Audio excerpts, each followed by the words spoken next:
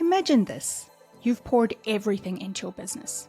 Your time, your energy, your dreams, only to realize the biggest obstacle isn't the economy, your competitors, or even your market.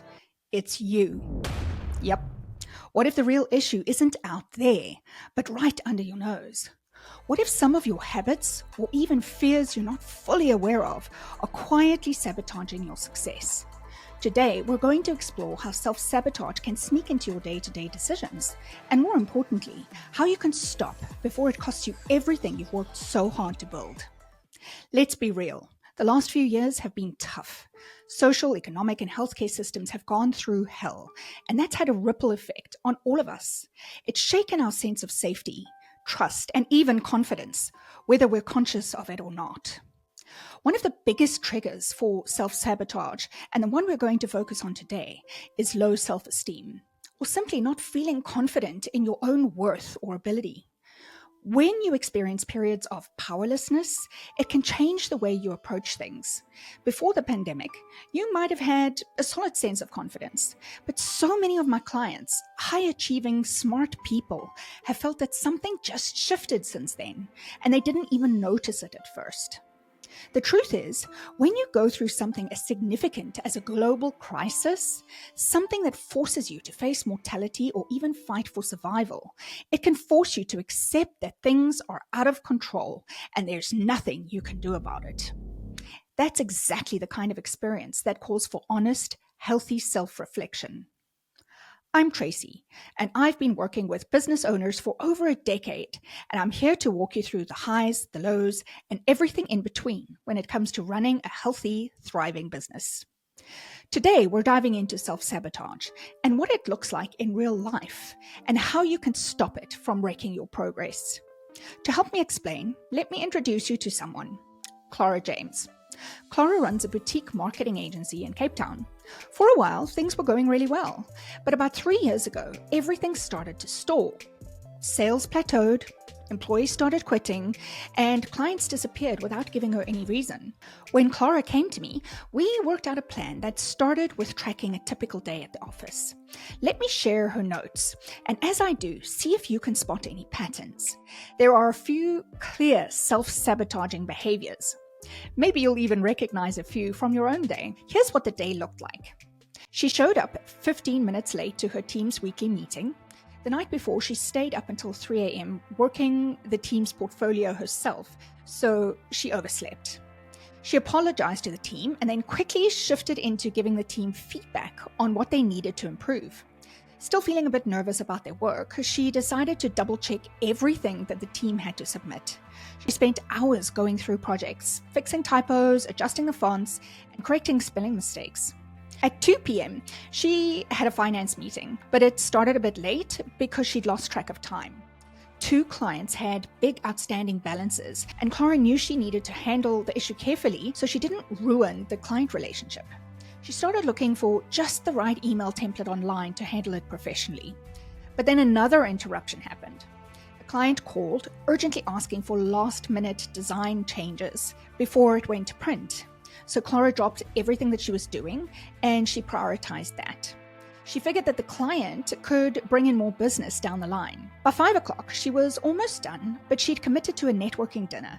But after such a chaotic day, she decided to skip it and stay late to finish up. She left office after 7 p.m. Later that night, once she had the family all settled, she opened up her laptop to catch up on some emails, and she was so tired that she said she was going to first scroll through some Instagram just to unwind. She started comparing her results to other agencies, and the more she scrolled, the worse she felt. Eventually, she just shut the laptop and went to bed, and hoped for a fresh start in the morning.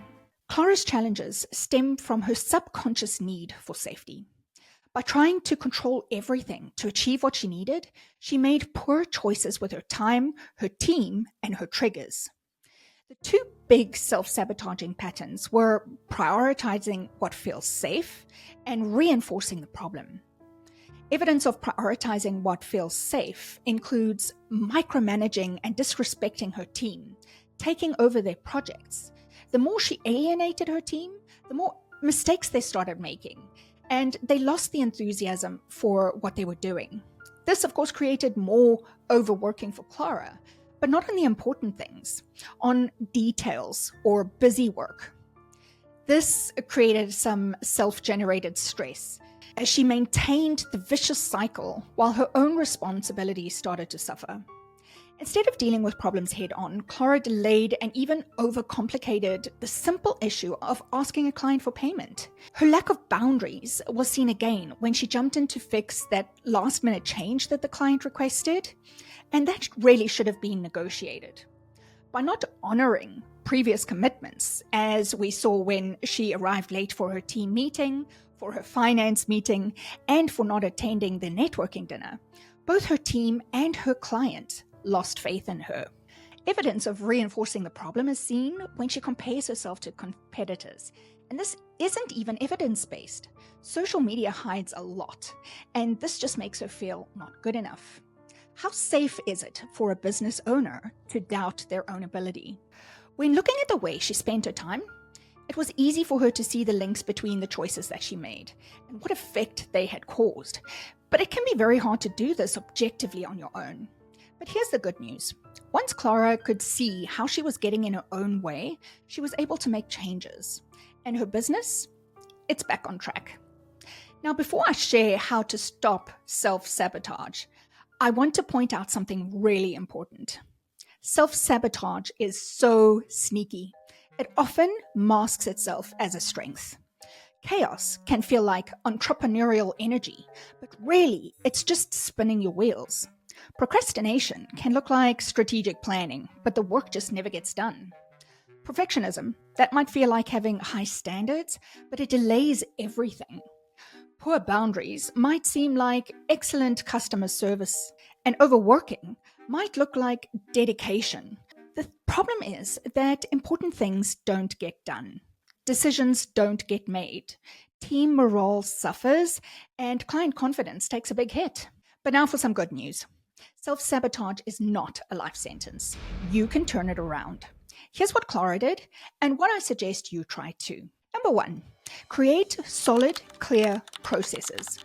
Document everything.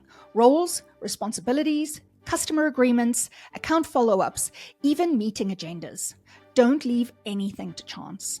Every single business process must have a single responsible person. Number 2, quiet the chaos.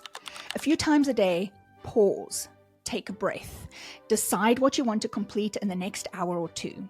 Slow the swirl, decide what's important and what is just busy work, and get the team involved with deciding this so you can also see more clearly. Number 4, set small, achievable weekly goals. Compare yourself to last week, not someone else's highlight reel. At the end of the week, celebrate your progress. Set your next goal. Talk through this with the team. Get their wins too. Make sure you're all pulling in the same direction.